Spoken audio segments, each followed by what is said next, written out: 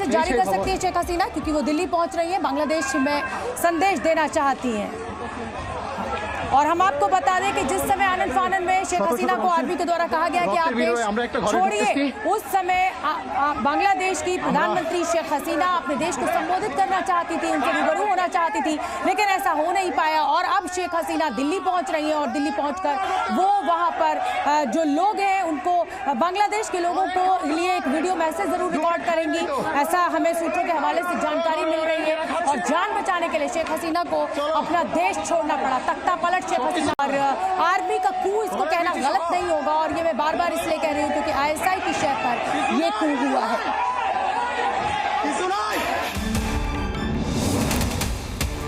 और भारत ने बॉर्डर पर हाई अलर्ट जारी कर दिया है। बांग्लादेश से जुड़ी जितनी भी सीमा है उस पर बॉर्डर सिक्योरिटी फोर्स को अलर्ट कर दिया गया है। BSF के जवानों की संख्या को बढ़ा दिया गया है। और इस समय आप ये समझिए, ये तख्ता पलट जो बांग्लादेश में हुआ है उसका प्रत्यक्ष रूप से अप्रत्यक्ष रूप से भारत के ऊपर भी असर पड़ेगा। ये अगर मैं कहूँ डिप्लोमेसी की दृष्टि से भारत के लिए एक बहुत कठिन समय है, क्योंकि अगर शेख हसीना को आप शेल्टर देते हैं तो बांग्लादेश में कहीं ना कहीं एंटी इंडिया सेंटिमेंट रेज हो जाएगा, बढ़ जाएगा, जो खतरा हो सकता है आने वाले समय में भारत के साथ रिश्तों को देखते हुए। और अगर भारत शरण नहीं देता है इस समय शेख हसीना को, तो शेख हसीना लंदन जाएंगी, वहां पर उनको क्या स्टेटस मिलेगा, ये तमाम वो सवाल है जिनका इंतजार है, जिनका जवाब का हमें इंतजार है। लेकिन फिलहाल ये बड़ी तस्वीरें हम आपको बांग्लादेश से दिखा रहे हैं, जहां पर आर्मी कू हुआ है।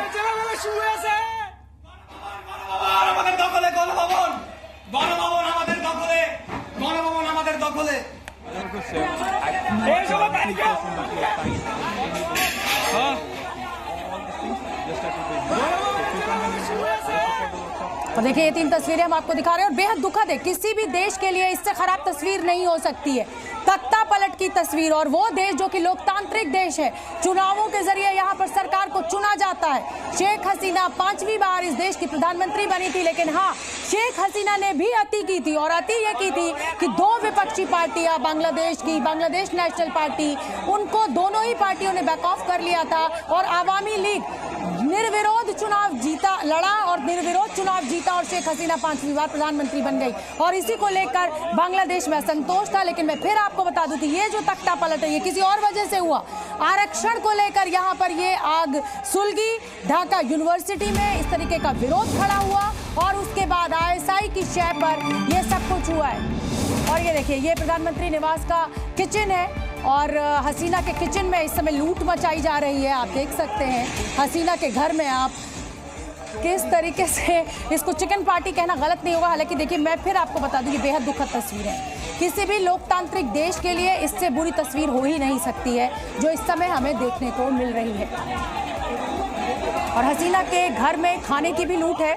ये देखिए, सामान लूटा जा रहा है और चिकन खाते हुए दिख रहा है ये प्रदर्शनकारी, ये देखिए। और ऐसा लग रहा है कि ये अपनी मांगों को लेकर यहाँ नहीं आए हैं, ये यहाँ पार्टी करने आए हैं। और मुझे तो सबसे ज्यादा हैरानी इस देश की आर्मी पर हो रही है। आर्मी का एक भी जवान यहाँ देखने को नहीं मिल रहा है, कोई भी स्थिति को काबू करता हुआ नहीं दिखाई दे रहा है। पुलिस कहाँ चली गई है? क्या ये पूरी सोची समझी साजिश के तहत, षड्यंत्र के तहत ये किया गया? और देखिए, गौरव राजन जी न्यूज के वरिष्ठ संवाददाता मेरे साथ इस समय जुड़ गए हैं। गौरव, ये बेहद चिंताजनक तस्वीरें और इस समय की बड़ी खबर बता दें, फिर गौरव आपके पास आती हूँ। बांग्लादेश के साथ रेल सेवा पर फैसला जल्द होगा, रेल सेवा जारी रहेगी या सस्पेंड, इस पर अभी विचार जारी है। भारत सरकार के लिए भी ये इस समय बहुत ही ट्रिकी सिचुएशन है।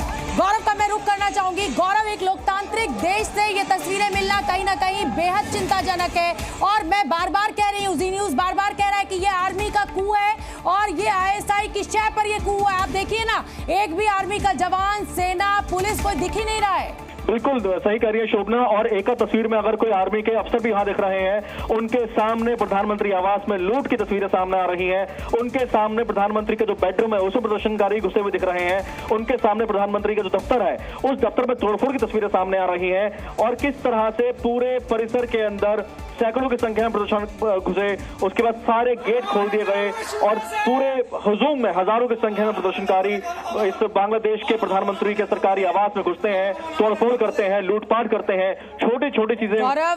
गौरव 10 सेकंड के लिए आपको रोकूंगी। ये देखिए, ये शेख हसीना की साड़ी लिए हुए एक प्रदर्शनकारी दिखाई दे रहा है और ये ढाका सिल्क की साड़ी है जो इस समय क्रीम कलर की, और बेहद दुखद है गौरव ये तस्वीरें कि इस तरीके की लूट इस देश में मची हुई है। और बांग्लादेश के प्रधानमंत्री को हमने इस तरह की साड़ियों में अक्सर देखा है गौरव। बिल्कुल, और इसी फोटो में अगर आप पीछे देखेंगे, दो शख्स जहां दिख रहे हैं उनके भी हाथ में जो डेकोरेशन का सामान है।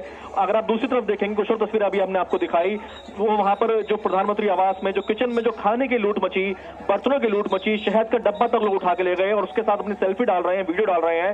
ये कहीं ना कहीं एक संदेश देने की कोशिश की जा रही है कि किस तरह के चिंताजनक हालात वहां पर बने हुए हैं। आर्मी ने कहा कि जो वहां शांति व्यवस्था बनाए रखने की जिम्मेदारी है वो उनकी है। आर्मी चीफ राष्ट्रपति के पास पहुंचे हैं, 24 से 48 घंटों के भीतर अंतरिम सरकार बनाने की वो बात कर रहे हैं, क्योंकि अभी जो अराजकता के हालात बने हुए हैं, ऐसे में प्रशासनिक जो व्यवस्था है वो संभालना भी एक बड़ा चैलेंज है। इस सबके बीच में भारत की नजरें लगातार इस पूरी खबर पर बनी हुई है। बॉर्डर को हाईलाइट पर रखा गया है और जिस तरह से शेख हसीना की खबर ये आ रही है कि वो दिल्ली आ सकती हैं, दिल्ली में वो कुछ देर रुकेंगी, तुरंत कहीं मूवमेंट नहीं करेंगी, यहां पर वो मीटिंग करेंगी। इस बीच में खबर ये भी है कि बांग्लादेश की पूर्व प्रधानमंत्री शेख हसीना बांग्लादेश में इस सारी सिचुएशन के ऊपर एक वीडियो संदेश जारी करना चाहती थी, लेकिन जान की खतरा उनको था। ऐसे में आनंद फानन में मुझे तो ऐसा लग रहा है ये प्रदर्शनकारी जो है यहाँ पे पार्टी करने आए हैं, आराम फरमाने आए हैं। देखिए, ये शेख हसीना का बेडरूम मुझे लग रहा है, जिस तरीके का बेड है और डेकोरेशन है वहां पर बिस्तर पर देखिए किस तरीके से आराम फरमाया जा रहा है। और सबसे ज्यादा हैरानी जो मैं बार बार कह रही हूँ, ये आर्मी कू है, आर्मी की शय पर हुआ है इस देश में। अगर ये आज अस्थिर हो रहा है ये देश, तो ये सिर्फ और सिर्फ आर्मी का षड्यंत्र है। बिल्कुल, और इसीलिए ये चीज कहा जा रहा है कि चिंताजनक मामला भी है, क्योंकि शेख हसीना जो चौथी बार लगातार प्रधानमंत्री रही, उनके भारत के साथ संबंध अच्छे थे। 2015 में भी भारत की जो एग्रीमेंट हुआ था, जो उसको लेकर भी चिंता जो है जाहिर की जा रही है। इसीलिए शेख हसीना जब भारत पहुंची, दिल्ली पहुंच के वो वीडियो संदेश जारी कर सकती हैं।